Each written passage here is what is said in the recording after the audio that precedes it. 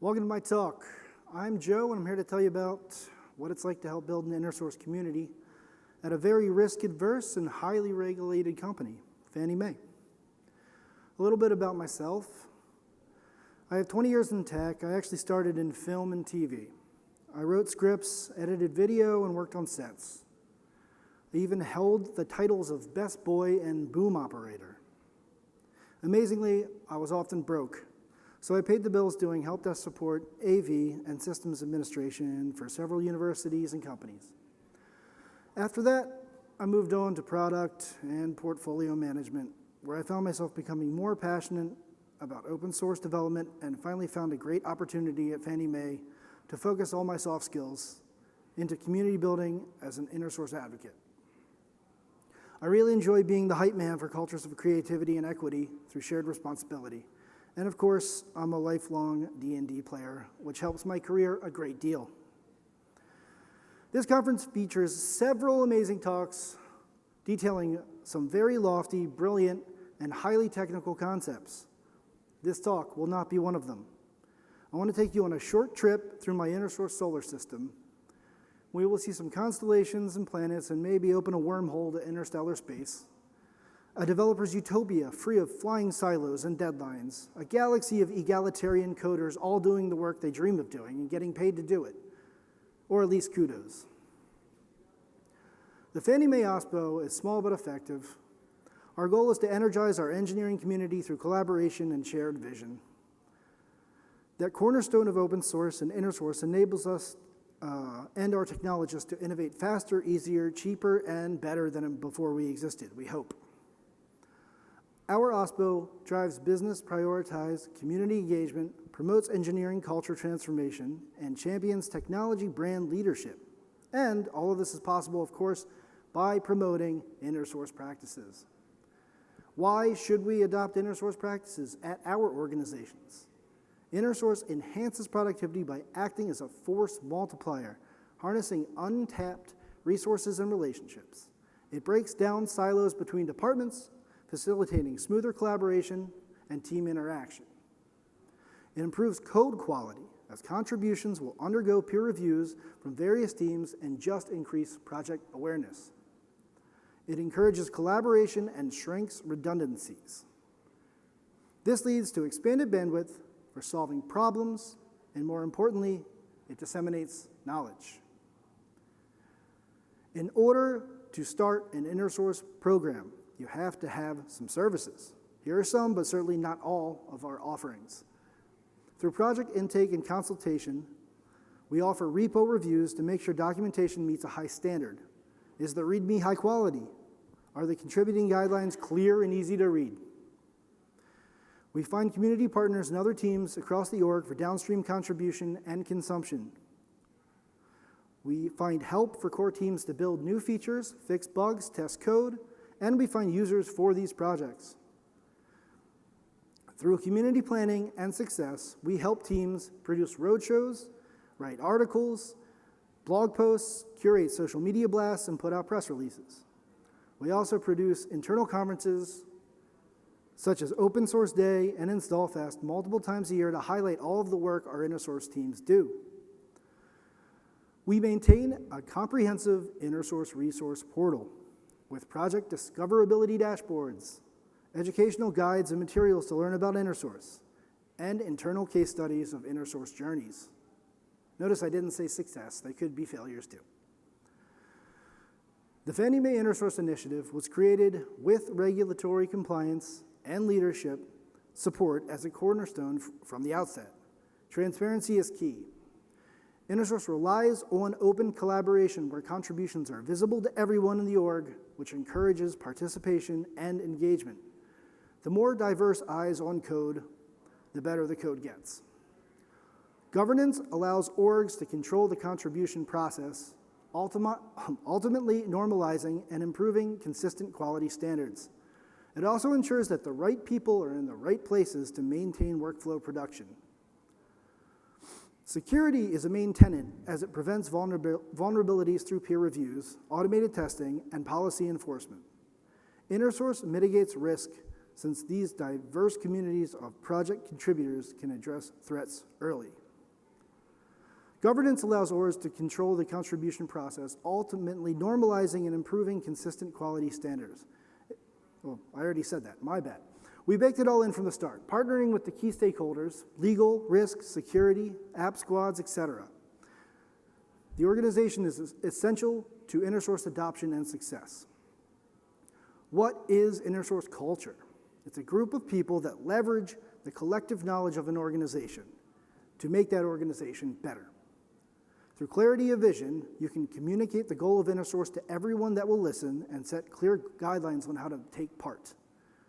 You can encourage and celebrate contributions by rewarding those who do the work. We nurture this collaboration by making it easy. Keep your messaging singular and centralized. Capture and share measurable impact to align to your business goals. Prove to the naysayers that InnerSource works. Then you start to rack up successes and failures, and you can keep building.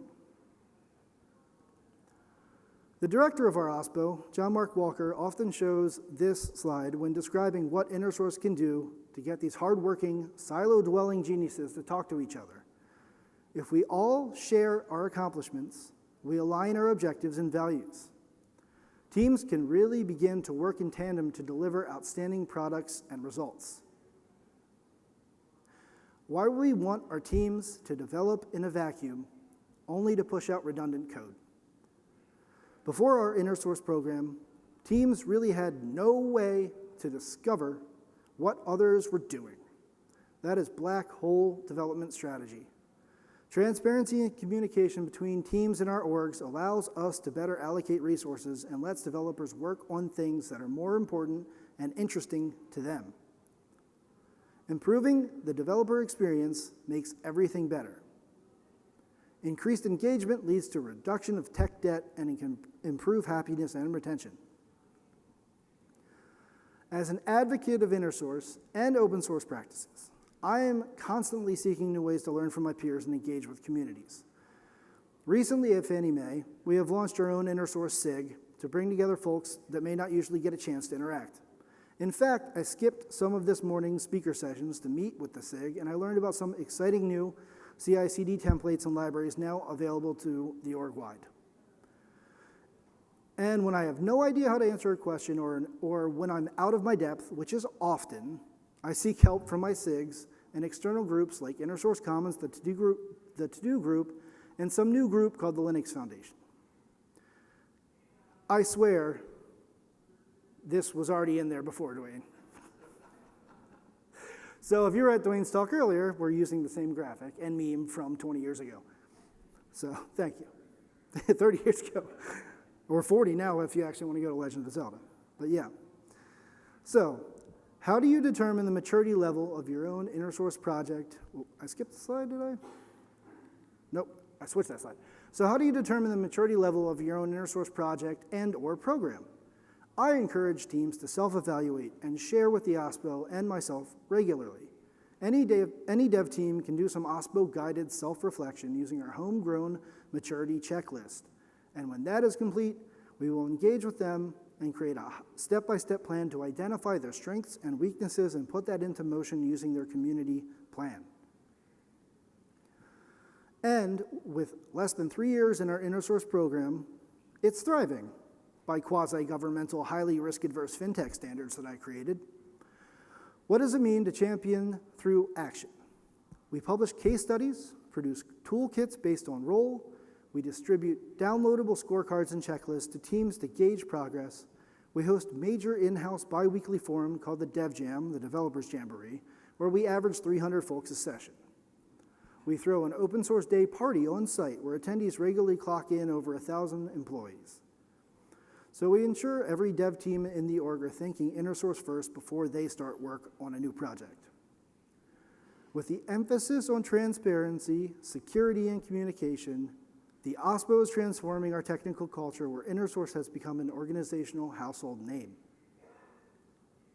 Thanks for coming to my TED Talk. I want to thank my wife and cats for supporting me during this hard work. Any questions? If not, I yield my time to the chair. Thank you.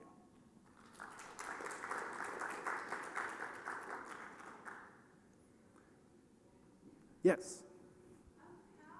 How accountable are you and your team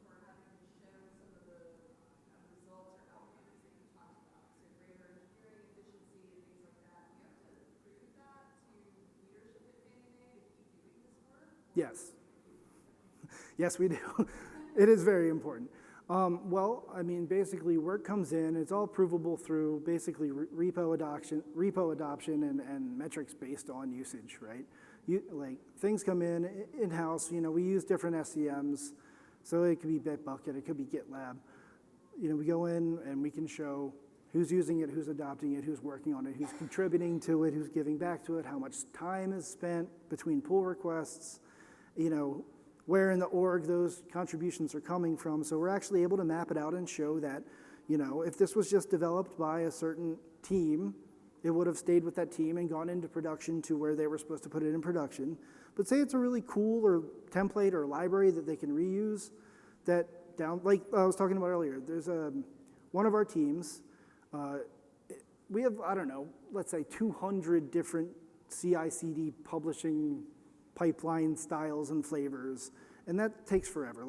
Everybody has to build their own thing. So we narrowed it down to 22 different type of templates. So what you can do is you can actually go in and see that teams from the org have decided to take this particular CI pipeline distribution flavor and use it for their application project library to get it out there. And that's how we try to do that. And I mean, it's a constant feedback that we try to provide through our discoverability portal, and that's all available for anybody to look at.